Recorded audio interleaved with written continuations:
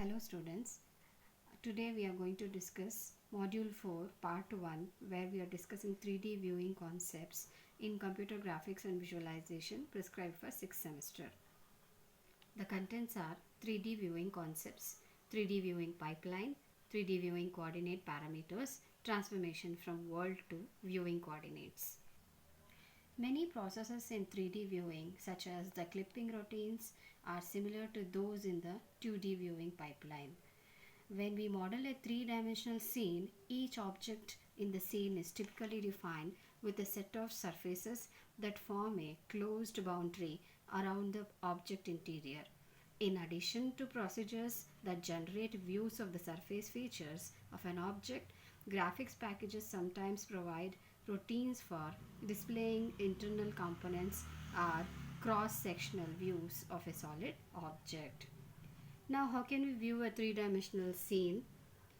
This coordinate references defines the position and orientation for a view plane that corresponds to a camera film plane as shown in the figure, where we have a view plane with respect to a certain display. To obtain a display of a three-dimensional world coordinate scene, we first set up a coordinate reference for the viewing or a camera parameters. Two methods are there where we would be having perceptions like top view, side view, front view. One method for getting the description of a solid object onto a view plane is to project points on the object surface along parallel lines. This technique is called parallel projection, which we are going to see in the further topics as well. Another method for generating a view of a three-dimensional scene is to project points to the view plane along converging paths. This process is called a perspective projection. Projection which causes objects farther from the viewing position to be displayed smaller than objects of the same size that are nearer to the viewing position. This kind of viewing is called as the perspective projection. Next topic we have is depth cueing.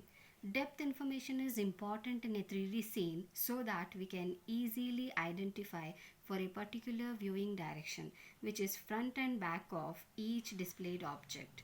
A simple method for indicating depth with wireframe displays is to vary the brightness of line segments according to their distances from the viewpoint positions, which is termed as depth cueing. As we have a wireframe object displayed with depth cueing so that the brightness of the lines decreases from the front of the object to the back. Thus, depth cueing is applied by choosing a maximum and minimum intensity value. We have few more discussions here, like identifying visible lines and surfaces. One approach is to simply the highlighting of visible lines or to display them in a different color. Another technique is commonly used for engineering drawings, which is to display them on visible lines as dashed lines. Another topic we have is surface rendering, which is very important. We set the lighting conditions by specifying the color and location of the light sources, and we can also set background illumination effects. Surface properties of object include whether a surface is transparent or opaque. We set values for parameters to such as glass, plastic, wood grain, patterns, and bumpy appearance of an orange. Exploded and cutaway views. An alternative to exploding an object into its component parts is a cutaway view, which removes part of the visible surfaces to show internal structure. 3D stereoscopic viewing. 3D views can be obtained by reflecting a raster image from a vibrating flexible mirror. The vibrations of the mirror are synchronized with the display of the scene on the cathode ray tube. As the mirror vibrates, the focal length varies so that each point in the scene is reflected to a spatial position corresponding to its depth. Stereoscopic devices present two views of a scene, one for the left eye and another for the right eye. The viewing positions correspond to the eye positions of the viewer. These two views are typically displayed on alternate refresh cycles of a raster monitor, as we have already discussed this raster devices in the first module. Coming to the 3D viewing pipeline, as the figure above shows, the general processing steps for creating and transforming a 3D scene to device coordinates. Once the scene has been modeled in world coordinates, a viewing coordinate system is selected and the description of the scene is converted to viewing coordinates. In the 3D viewing pipeline, the first step after a scene has been constructed is to transfer object descriptions to the viewing coordinate reference frame. We can accomplish this conversion using the methods for transforming between coordinate systems. The figure shows the general processing steps for creating and transforming a 3D scene to device coordinates. Once the scene has been modeled in world coordinates, a viewing coordinate system is selected and the description of the scene is converted to viewing coordinates. The general 3D transformation pipeline from modeling coordinates MC to world coordinates WC to viewing coordinates VC to projection coordinates PC to normalized coordinates NC and ultimately to device coordinates DC.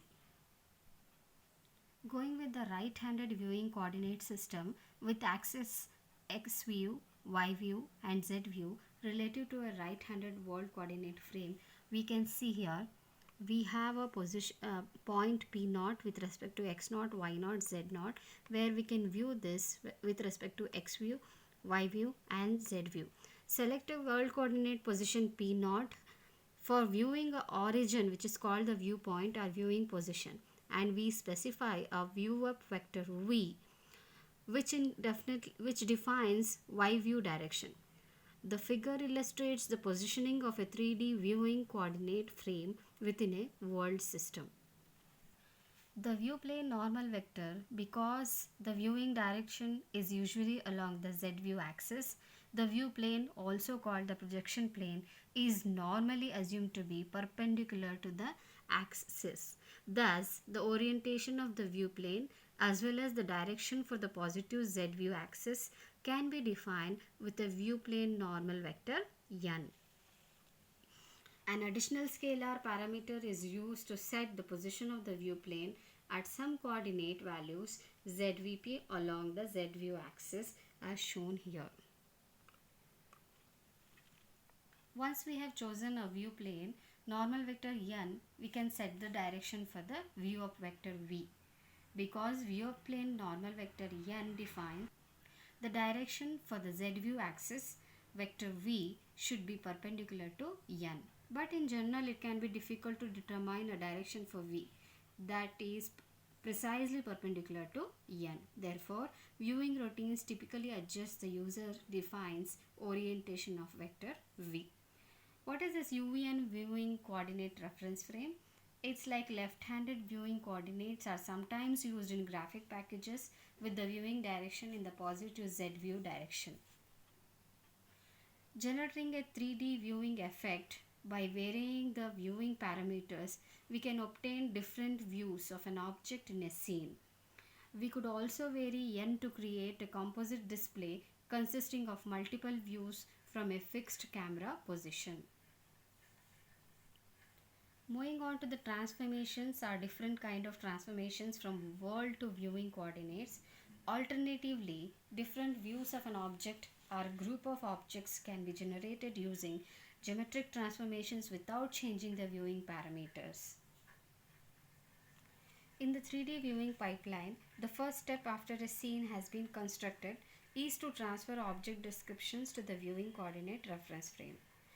Thus, the coordinate transformation matrix is then obtained as the product of the preceding translation rotation matrices with respect to world coordinates and viewport coordinates with respect to rotation and translation. Thus, we can define a matrix like this, where translation factors in this matrix are calculated as the vector dot product of each the u, v and n unit vectors, with P naught, which is the starting point, which represents a vector from the world origin to the viewing origin. These matrices elements can be evaluated using the formulas minus u dot vector of p naught, that is the first point with respect to this, and minus v and minus n, where u, v, n are having the unit value. That's about the viewing concepts. We move on with more further viewing, transformations, projections, and how we can deal with the edges of the objects in the further classes. If you like this video, please like it, share it, and subscribe it. Thank you.